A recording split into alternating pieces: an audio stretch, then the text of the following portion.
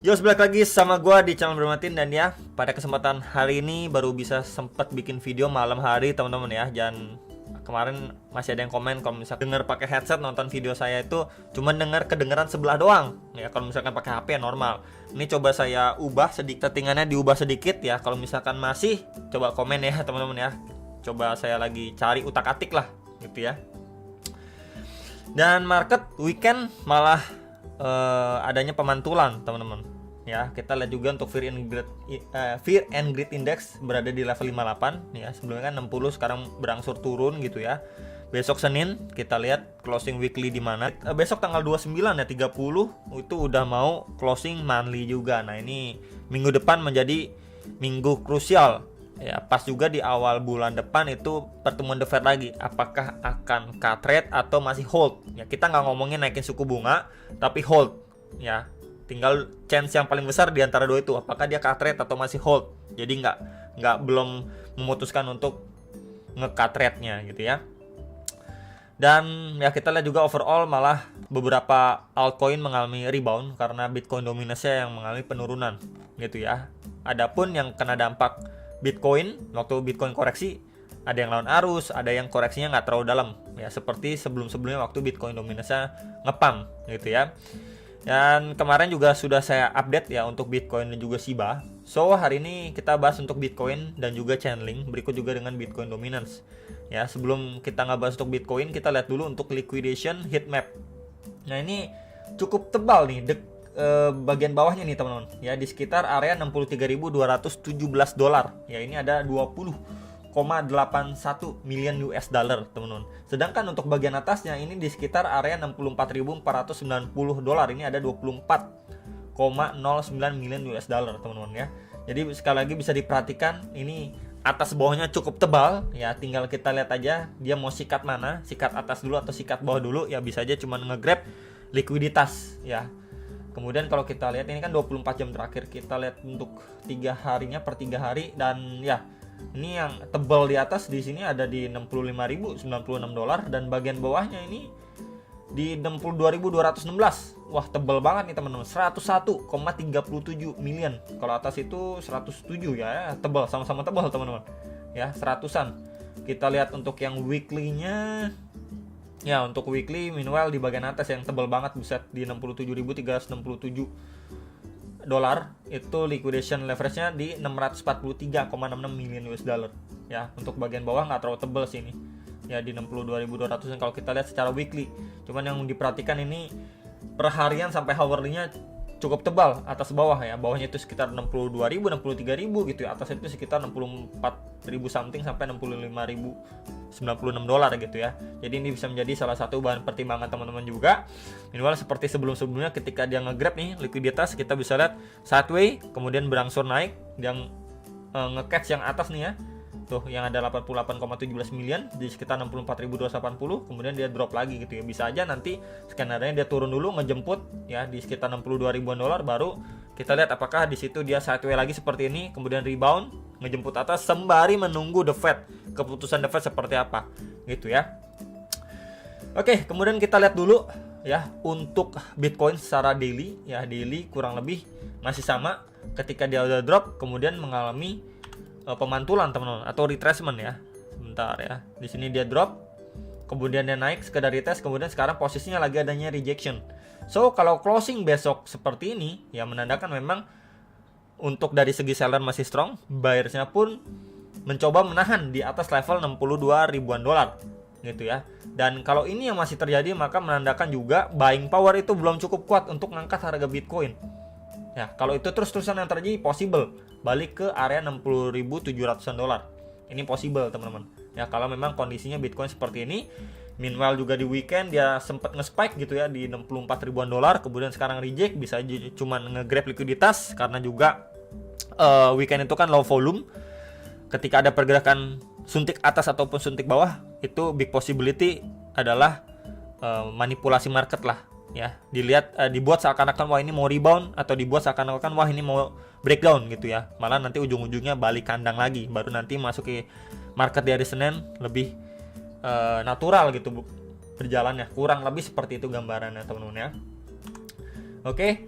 Dan ya overall untuk movementnya, view-nya masih sama ya, seperti time frame 4 jam yang kemarin-kemarin juga sudah saya sampaikan. Ketika dia drop ya, adanya naik untuk retest dia di Fibo 0,5 sampai 0,6, plus juga box merahnya adalah area SNR si Bitcoin sebelumnya ya, di ini range 66.200 sampai 67.700-an dolar.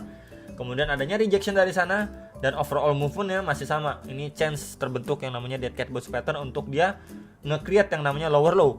Ya, di sini ada high, lower high. Ini low and then potentially lower low ya.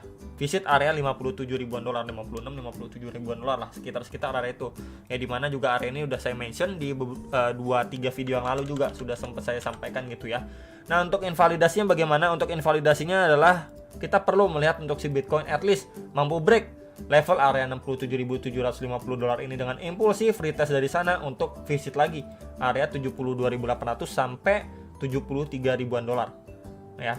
Jadi ini adalah good scenario untuk invalidasi dead cat bounce pattern-nya, minimal kalau misalkan terus-terusan ya di bawah tekanan seperti ini, selling pressure masih kuat ya, possible dia akan ngejar lower low-nya gitu ya. Dan kalau misalkan kita lihat ya teman-teman, Bitcoin coba kita lihat untuk Bitstamp-nya teman-teman ya. Sebentar, coba saya hapus dulu untuk yang Bitstamp. Oke, ini juga saya hapus dulu. Kita coba sebentar. Nah, pakai line teman-teman ya. Ini kalau kita lihat pakai line, sebenarnya di area ini adalah area krusial. Ya, ini saya tandain. Kalau pakai line, ini di sekitar 61.100 ya sampai 62.300 dolar ya, sekitar area inilah. Ini adalah area krusial untuk si Bitcoin lainnya ya. Kita lihat line ini juga berfungsi sebagai support atau tahanan yang nahan laju penurunan atau koreksinya si Bitcoin ya. By the time tiap kali dia disentuh ya, di retest, di testing gitu ya, kita harus lihat tuh momentum pemantulannya seperti apa. Kita coba pakai arrow dulu ya. Ini pertama sempat dia retest, kemudian naik signifikan ya. Kemudian kedua kali di retest naik lumayan ya, walaupun tidak sesignifikan pertama of course teman-teman ya. Lalu ketiga di retest. Nah, ini kenaikannya itu cenderung kurang lebih setengah dari yang kedua kali dia mengalami pemantulan ya. Tinggal kita lihat aja ini momen penentuannya. Ketiga kali di retest, apakah dia akhirnya breakdown ya, nge-grab likuiditas, testing bagian bawahnya gitu ya, dia breakdown gitu ya, before melanjutkan penguatannya kembali ya. Ini untuk another skenario ketika memang teman-teman melihat di sini adanya mulai dari momentum 1, 2, ketiganya itu makin lama makin mengalami pelemahan ya. Bersiap ketika memang ini terjadi ya, big possibility untuk masuk box ajaib gitu ya. Oke, next kita akan bahas untuk Bitcoin dominance. Ini time frame 1 jam by the way, kita coba lihat. Ini 4 jam teman-teman ya.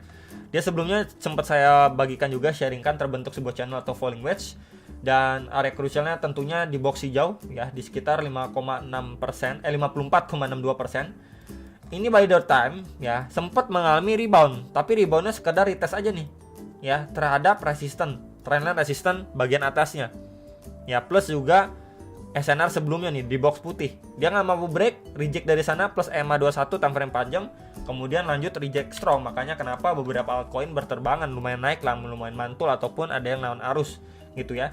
Dan sekarang masih melanjutkan penurunannya by the way secara time frame 4 jam ya. So ini adalah area next target support SNR selanjutnya ya, di sekitar 53,96 sampai 54,14%. Yang perlu diantisipasi adalah dia kelihatannya breakdown ya, memang breakdown posisinya dari channel atau falling wedge ini, dan nggak menutup kemungkinan dibuat fake out dulu ya, di retest di sini ya, fake out untuk dia malah lanjut rally lagi. Nah, ini adalah another view untuk Bitcoin dominance, dan kalau ini yang terjadi maka altcoin kembali akan tertekan lagi gitu ya. Jadi ini untuk antisipasinya kurang lebih seperti itu. Terakhir kita akan bahas untuk Chainlink ya. Untuk Chainlink sendiri sebelumnya dia sempat ya mengalami, sudah melalui fase akumulasi yang sangat lama. Banyak yang nanyain akumulasi sampai kapan, Kita lihat aja nih salah satunya Chainlink ya. Kita lihat dari waktu minggu kedua Mei 2022 sampai terakhir kali range ini mampu di break ya, di akhir Oktober lah. Ini kurang lebih sekitar 528 hari. Ya, atau 1 tahun lebih, teman-teman. 1 tahun lebih. Ya, 1,5 tahun lah kurang lebihnya. Ya, menandakan memang fase akumulasi ini sangat boring, sideway doang. Ya, ini menjadi favoritnya ya buat teman-teman yang scalping ya. Di bawah ambil buy, di atas ambil short dan lain sebagainya lah ya. Ini berjalan cukup lama dan akhirnya dia mampu break dari range area ini. Nah, ini teman-teman, dari range area ini dia udah mampu break ya, dari kisaran 8,7 dolarnya lah. And then akhirnya dia mampu visit ya sampai di sekitar 22,9 dolar, kemudian mendapatkan rejection, teman-teman. Nah, pasti pertanyaannya, next area target kisaran berapa nih untuk Chainlink gitu ya. Kita lihat juga untuk SNR si Chainlink bagian bawahnya yang cukup memberikan dampak lah ya, bisa dikatakan seperti itu. Dan sebelumnya mendapatkan respon cukup baik. Jadi at least kalau misalkan ini secara daily Chainlink testing lagi, ini bisa menjadi bahan pertimbangan ya, di sekitar area 10,6 sampai 11,88 dolar, sekitar area range itu, teman-teman. Ya, kemudian kalau misalkan kita gunakan bantuan kakek Fibo juga ya, kita ambil dari swing low ke swing high terakhir ya, maka kita mendapatkan retracement 0,6 retracement 0,6 sampai 0,7 nya di sebelah mana, ngumpet dia teman-teman ini ya. Di sini teman-teman, pas 0,7 adalah batas waktu dia lama sideway, dan box hijau ini berada di retracement 0,6 kurang lebihnya gitu ya.